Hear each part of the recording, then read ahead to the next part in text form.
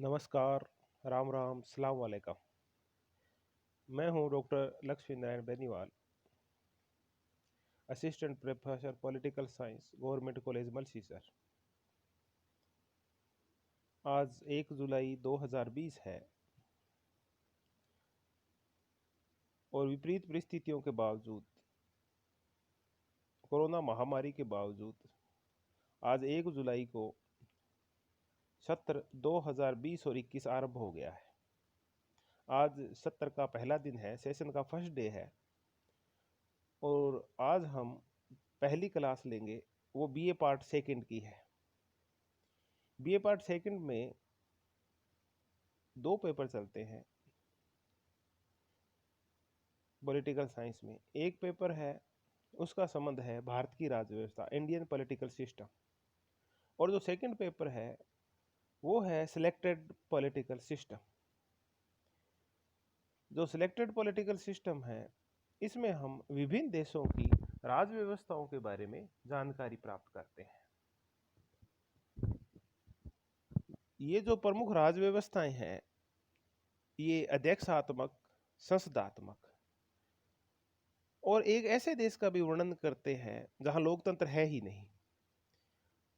तो अगर हम निष्कर्षतः देखें तो इनमें सिलेबस में जो पॉलिटिकल सिस्टम दिए गए हैं, राज्य व्यवस्थाएं दी गई है, वो विश्व के प्रमुख प्रमुख देशों की राज्य व्यवस्थाओं को अपने अंदर समेटे हुए है। जो विभिन्न लोकतांत्रिक व्यवस्थाएं चलती है वो इन सब में समाहित है। तो आज जो हमारा चर्चा का बिंदु रहेगा, वो जो देश की प्रमुख राज्य व्यवस्थाएं हैं, उन राज्य व्यवस्थाओं को आज हम सिलेबस का डिस्कशन करेंगे। सिलेबस का डिस्कशन करेंगे दीनदयाल उपाध्याय शेखावाटी यूनिवर्सिटी में बीए पार्ट सेकंड में जो राज्य व्यवस्थाएं चलती है वो कौन कौन सी है। तो आज का जो सेशन है, आज का जो अपना आगामी चर्चा है, उसका उद्देश्य सिर्फ यही है कि आप सबको एक बार उन प्रमुख राज्य व्यवस्थाओं के नामों से परिचित करवा दिया जाए जो आपके सिलेबस में है। आपके सिलेबस में ब्रिटेन है, जिसे आमतौर पे आप लोकप्रिय रूप में इंग्लैंड बोलते हैं। दूसरा संयुक्त राज्य अमेरिका है, जिसे आप सीधा ही अमेरिका बोलते हैं, यूनाइटेड स्टेट्स ऑफ अमेरिका। तीसरा स्विट्जरलैंड है, एक यूरोपीय देश है, बड़ा सुंदर सा, उसकी राज्य व्यवस्था है आपके सिलेबस में।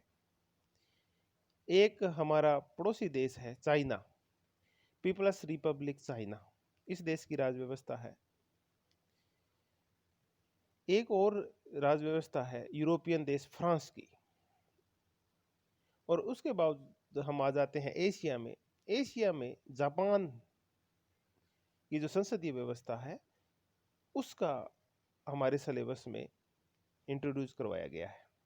तो इस हिसाब से देखें तो हमारा जो सेकेंड ईयर का प्रमुख राज्य व्यवस्थाओं का सिलेबस है, उसमें मुख्य मुख्य 6 देशों की राज्य व्यवस्थाएं हैं। एक राज्य व्यवस्था है वो ब्रिटेन की है, एक राज्य व्यवस्था संयुक्त राज्य अमेरिका की है, एक स्विट्जरलैंड की है, चाइना है, फ्रांस है और जापान है। तो इन 6 राज्य व्यवस्थाओं को हम आगामी सत्रों में इस पूरे साल में पढ़ने वाले हैं। ब्रिटेन की जब हम चर्चा करते हैं तो ब्रिटेन का जो हम संविधान पढ़ेंगे, राज्य व्यवस्थाएं पढ़ेंगे, उस टॉपिक के तहत हम ब्रिटेन के संविधान का विकास कैसे हुआ, उस विकास की चर्चा करेंगे हम कि आखिर कैसे हुआ इस देश के संविधान का विकास। क्योंकि ब्रिटेन का संविधान है वो मुख्यतः अलिखित है, तो विकास और परंपराओं के ऊपर निर्भर है। उसके बाद इसी ब्रिटेन की राज्य व्यवस्था के अंतर्गत हम चर्चा करेंगे वहाँ के राजमुकुट की, क्राउन की चर्चा करेंगे, जो कि अमेरिका में अध्यक्षात्मक व्यवस्था है लेकिन ब्रिटेन में संसदीय व्यवस्था है।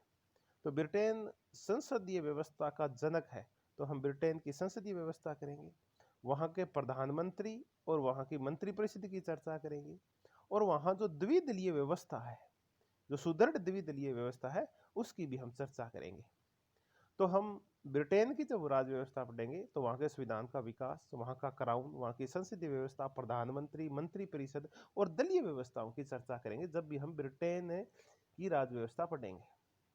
अब ब्रिटेन की राज व्यवस्था के बाद हम आ जाते हैं संयुक्त राज्य अमेरिका के ऊपर। संयुक्त राज्य अमेरिका, जिसे आप लोकप्रिय रूप में सीधे अमेरिका बोलते हैं, इसके तहत टॉपिक के तहत हम आगामी दिनों में संयुक्त राज्य अमेरिका के संविधान की और राज व्यवस्था की विशेषताएं पढ़ेंगे। जहां ब्रिटेन में संसदीय व्यवस्था है, वहीं अमेरिका में अध्यक्षात्मक व्यवस्था है, उसकी चर्चा करेंगे। अमेरिका में प्रधानमंत्री नहीं पाया जाता, वहां सारी शक्तियां राष्ट्रपति के पास है, तो वहां जो प्रेसिडेंशियल सिस्टम है उसकी चर्चा करेंगे। अमेरिका में शक्ति पृथक्करण और नियंत्रण व संतुलन की एक बड़ी अजीब व्यवस्था है। ये अध्यक्षात्मक व्यवस्था में पाई जाती है, जहां शक्तियों का पृथक्करण किया जाता है ताकि व्यक्तियों की, मानव की स्वतंत्रता सुरक्षित रह सके। और हम एक नया टॉपिक और पढ़ेंगे। बिल्कुल संयुक्त राज्य अमेरिका की राज व्यवस्था की विशेषता है कि वहां न्यायिक पुनरावलोकन पाया जाता है, जुडिशियल रिव्यू की एक व्यवस्था पाई जाती है। इसके तहत इसको भी हम पढ़ने वाले हैं।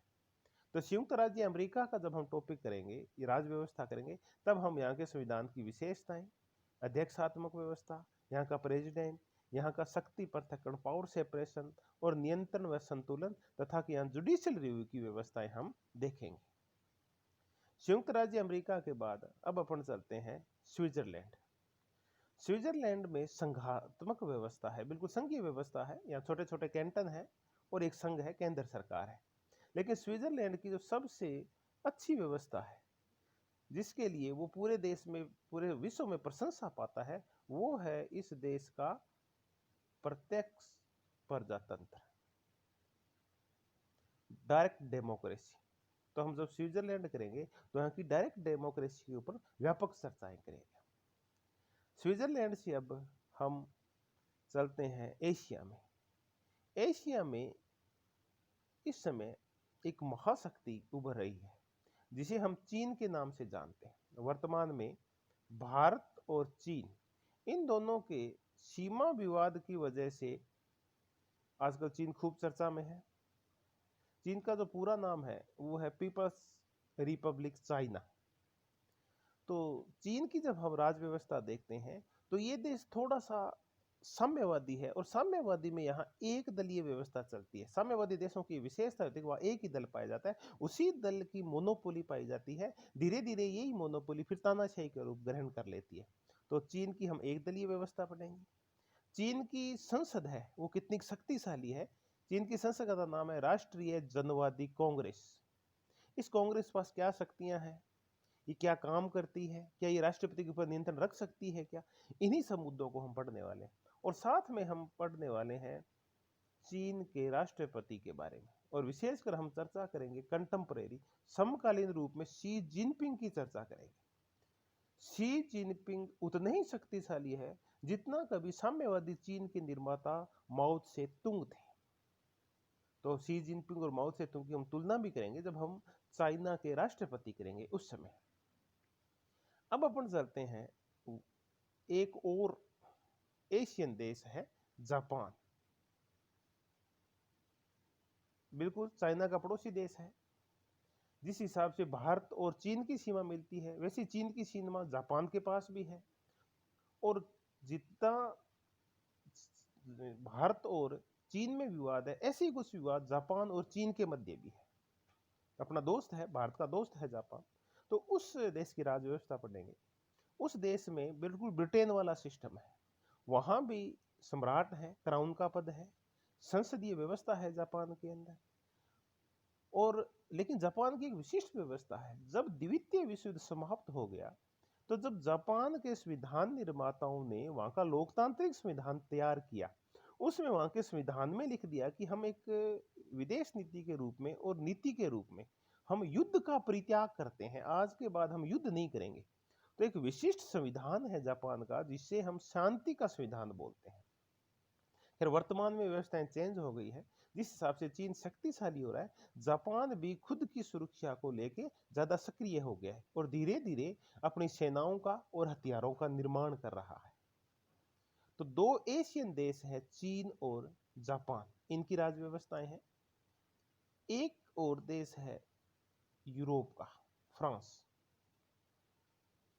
फ्रांस की राज व्यवस्था है, उसने 1958 में जब यहाँ के राष्ट्रपति बने Charles the goal, Charles the goal के राष्ट्रपति बनने के बाद फ्रांस में एक प्रयोग किया गया, राजनीतिक प्रयोग किया गया। यहाँ की जो लोकतांत्रिक व्यवस्था है उसको स्थायी रखने के लिए वहां अर्ध अध्यक्षात्मक और अर्ध संसदात्मक व्यवस्था का आगाज किया गया। इट मीन्स यहाँ की जो शासन व्यवस्था है वो आधी तो अमेरिका की तरह है और आधी वो ब्रिटेन की संसदीय व्यवस्था की तरह है। तो इसमें फ्रांस की जो व्यवस्था है उसमें अध्यक्षात्मक व्यवस्था की भी कुछ विशेषताएं हैं और इसमें संसदीय व्यवस्था की भी कुछ विशेषताएं हैं। उसके बाद फ्रांस की व्यवस्था में नौकरशाही है और अन्य जो व्यवस्थाएं हैं उनकी भी हम चर्चा करेंगे। तो आज हमारा जो डिस्कशन का बिंदु था वो था विश्व की प्रमुख राज व्यवस्थाएं क्या हैं, कौन कौन सी है जो आपके सिलेबस में है। तो इन 6 देशों की हमने आज चर्चा की जो आपके सिलेबस में है। तो अब आप नियमित रूप से वीडियो देखते रहिए और सिलेबस से जुड़े रहिए ताकि आपको इन मुद्दों की जानकारी होती रहे घर बैठे ही, क्योंकि क्लासें चल नहीं रही है। तो आप घर बैठे ये क्लासें अटेंड करते रहें, आप सिलेबस से जुड़े रहें और घर पे रहें, सुरक्षित रहें। धन्यवाद।